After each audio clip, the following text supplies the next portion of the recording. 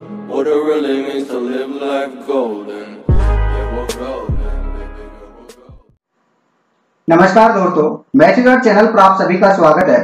दोस्तों, last video में हम बात कर रहे थे त्रिकोणमिति के बारे में, जिसमें हमने त्रिकोणमिति की जो त्रिकोणमिति अनुपात है, 6 त्रिकोणमिति अनुपात साइन, कॉस, टैन, कॉट, सेक और कोसेक, इनके बारे में जाना था। इसके बाद में इनसे रिलेटेड कुछ विशेष कोण 0 डिग्री, 30 डिग्री, 45 डिग्री, 60 डिग्री और 90 डिग्री, इनसे रिलेटेड टेबल के बारे में बात की थी। इनके अलावा 3 त्रिकोणमितीय सर्वसमीकरणों के बारे में बात की थी। दोस्तों, आज इनसे रिलेटेड कुछ ऐसे क्वेश्चन देखेंगे जिनका सॉल्यूशन आप मात्र 2 सेकंड में क्वेश्चन देखते ही दे सकते हो। जिस प्रकार से आपके सामने कुछ क्वेश्चन दे रखे हैं। पहला क्वेश्चन दे रखा है sin 25 इंटू sec 65, इसकी वैल्यू फाइंड करनी है। तो दोस्तों, यहां पर जो एंगल है 25 और 65, इन दोनों का मान टेबल में गिवन नहीं होता है। तो इसको किस प्रकार से सोल्व करेंगे? तो यहां पर आप डायरेक्ट आंसर बता सकते हो, क्योंकि ये दोनों जो कोण है इनका योगफल अगर आप देखोगे 25 प्लस 65 इक्वल टू 90 बनता है।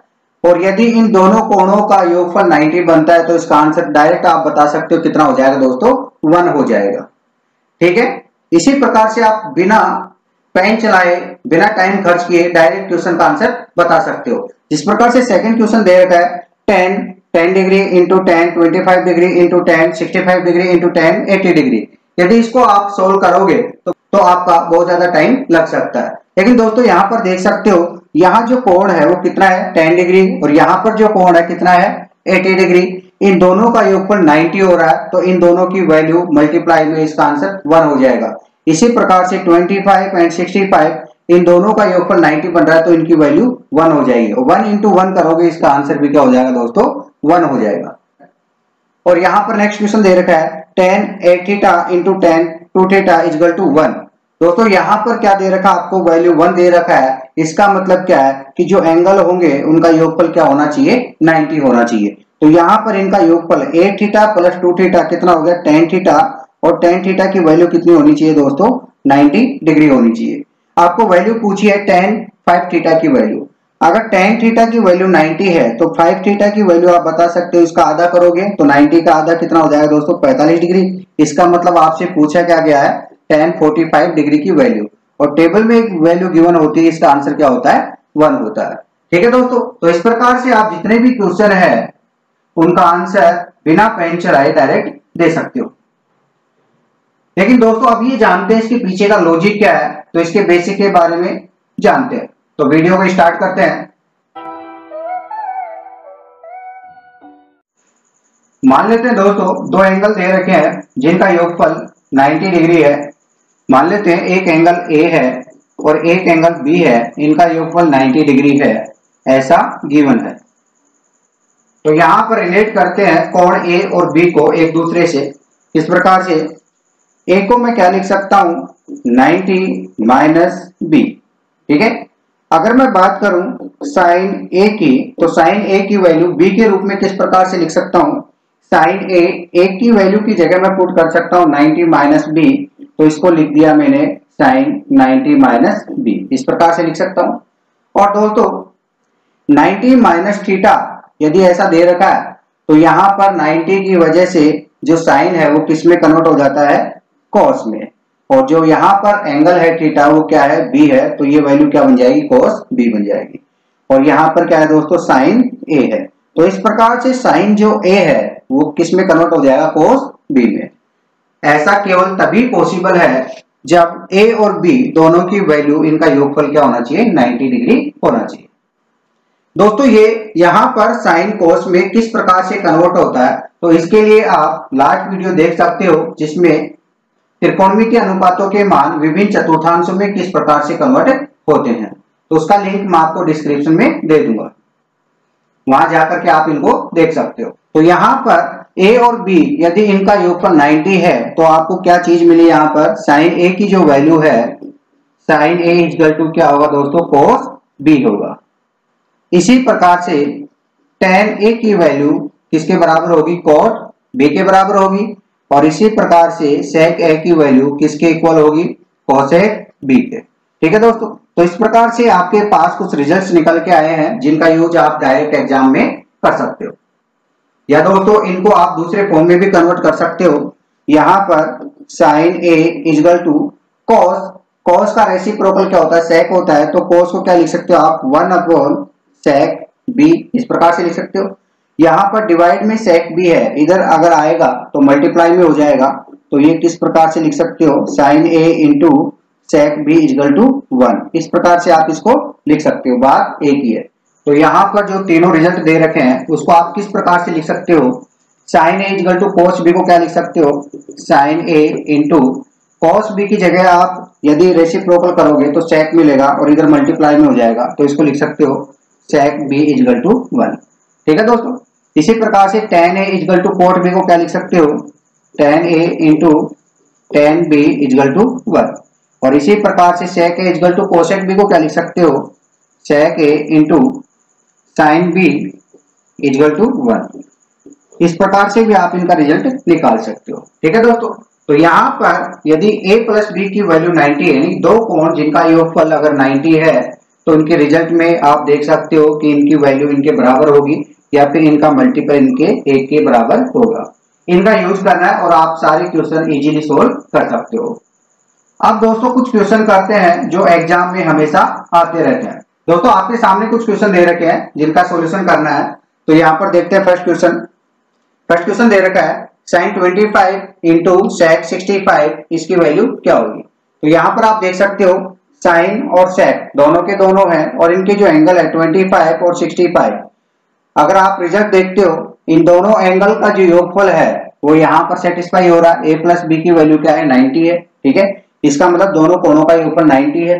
दूसरी बात क्या है, यहाँ पर साइन और सेक है, तो आप देख सकते हो साइन और सेक यदि है तो इन दोनों का मल्टीपल किसके बराबर हो रहा है दोस्तों, 1 के बराबर हो रहा है। तो यहाँ वैल्यू जो होगी वो क्या हो जाएगी, 1 हो जाएगी। तो आपका जो आंसर होगा वो डायरेक्ट बता सकते हो क्या होगा दोस्तों, 1 होगा।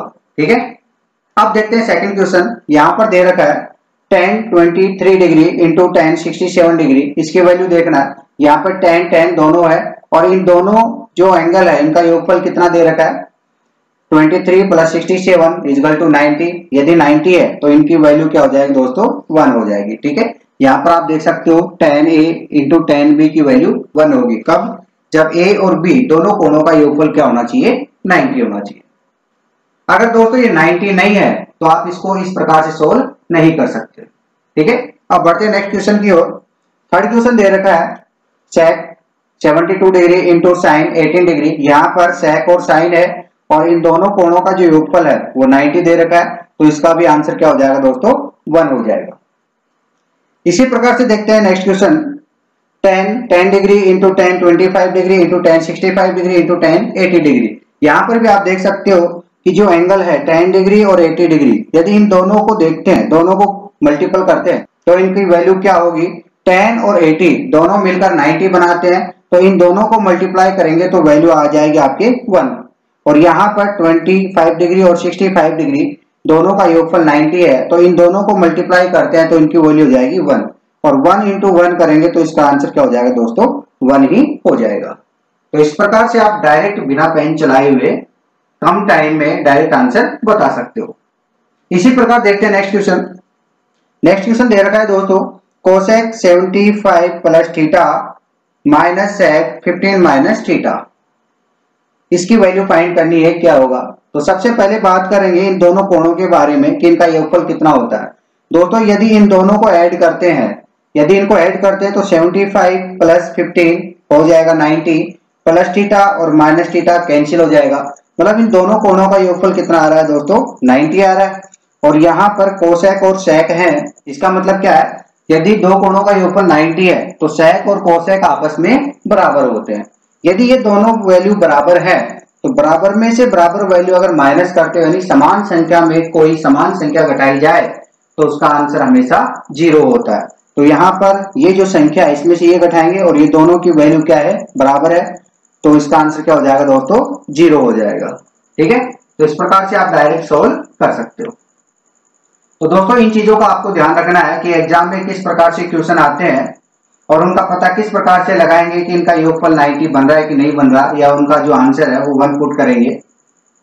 तो ये तभी पॉसिबल है जब कंडीशन क्या होगी, जो दिए गए कोण है उनका योगफल हमेशा कितना होना चाहिए, 90 होना चाहिए। अगर 90 नहीं है तो उसको आप इस प्रकार से सोल्व बिल्कुल भी नहीं कर सकते। तो अब बढ़ते हैं दोस्तों नेक्स्ट क्वेश्चन की ओर, जो कि एसएससी में आए हुए क्वेश्चन है।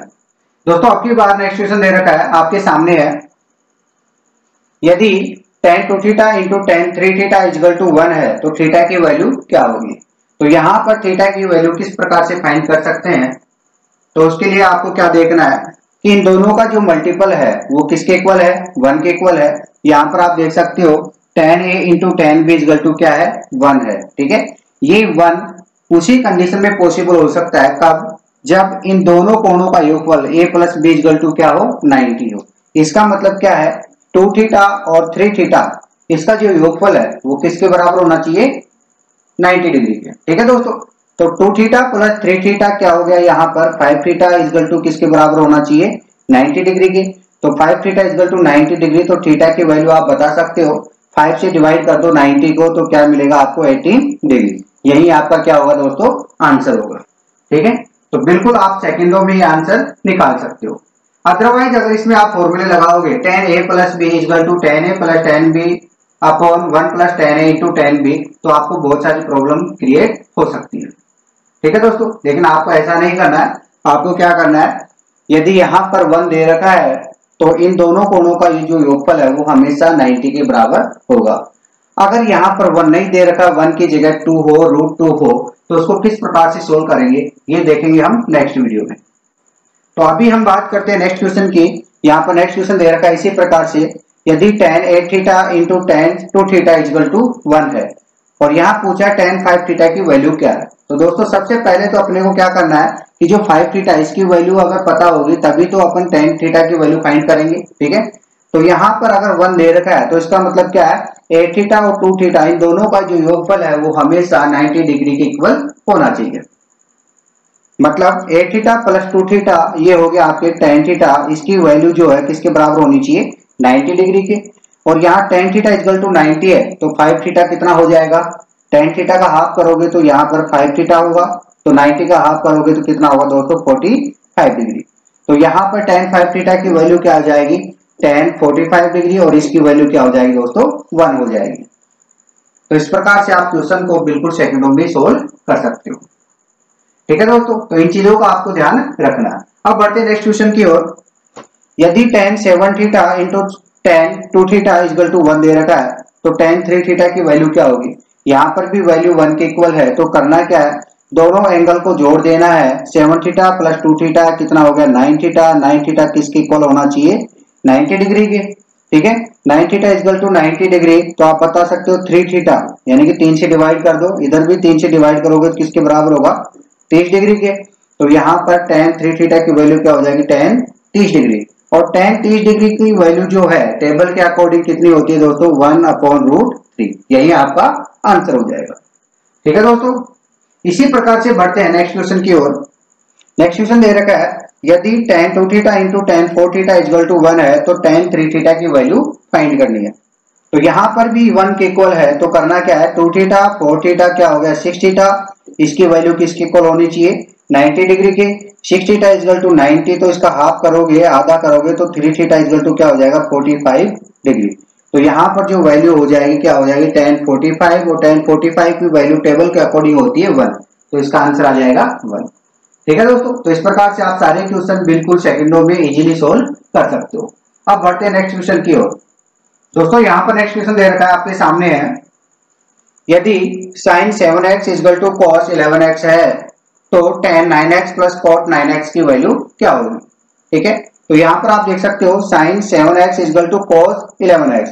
यहाँ पर sin और cos आपस में बराबर है, तो आप देख सकते हो sin और cos आपस में बराबर है। कब बराबर होंगे, जब इन दोनों कोणों का योगफल कितना होना चाहिए, 90 होना चाहिए। इसका मतलब यहाँ पर जो कोण है 7x और यहाँ पर जो कोण है कितना 11x, इन दोनों का योगफल 90 डिग्री होना चाहिए। तो 7x प्लस 11x कितना हो गया दोस्तों, 18x। ये किसके बराबर होना चाहिए, 90 डिग्री के। यदि 18x इक्वल टू 90 डिग्री तो 9x की वैल्यू फाइंड कर सकते हो। 18 डिग्री 90 के बराबर है, यदि इसका हाफ करते हो, आधा करते हो, तो 18 का आधा कितना हो जाएगा, 9x इक्वल टू इधर इसका हाफ करेंगे तो कितना हो जाएगा, 45 डिग्री। ठीक है, तो यहाँ वैल्यू आप पुट कर सकते हो tan 9x की वैल्यू क्या है 45 डिग्री प्लस cot 45 डिग्री, इसकी वैल्यू आपको फाइंड करनी है। तो tan 45 की वैल्यू 1, cot 45 की वैल्यू 1, 1 प्लस 1, इसका आंसर क्या हो जाएगा दोस्तों 2 हो जाएगा। ठीक है, तो यहाँ पर जितनी भी चीजें लिखी हुई है ये सारी की सारी चीजें आपके काम आने वाली है, इनको आप डायरेक्ट याद रख सकते हो। इसी प्रकार से देखते हैं दोस्तों नेक्स्ट क्वेश्चन, यदि sin 3x minus 20 equal to cos 3y plus 20 हो तो x प्लस वाई की वैल्यू क्या होगी। यहाँ पर भी दोस्तों साइन कोस आपस में बराबर है, तो इनका जो कोण दे रखे हैं इनका योगफल 90 डिग्री होना चाहिए। यदि इन दोनों को ऐड करते हैं तो माइनस 20 प्लस 20 ये दोनों तो कैंसिल हो जाएंगे, तो यहाँ पर बचे 3x प्लस 3y, इसकी वैल्यू कितनी होनी चाहिए दोस्तों 90 डिग्री के बराबर होनी चाहिए।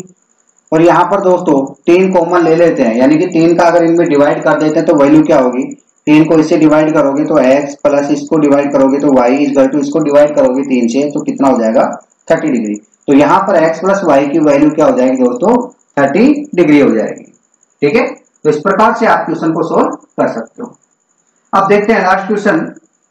यहाँ पर लास्ट क्वेश्चन दे रखा है दोस्तों sin x plus 4 into sec x minus 4 equal to 1। यहाँ पर इक्वल टू 1 दे रखा है, इस फॉर्म में दे रखा है।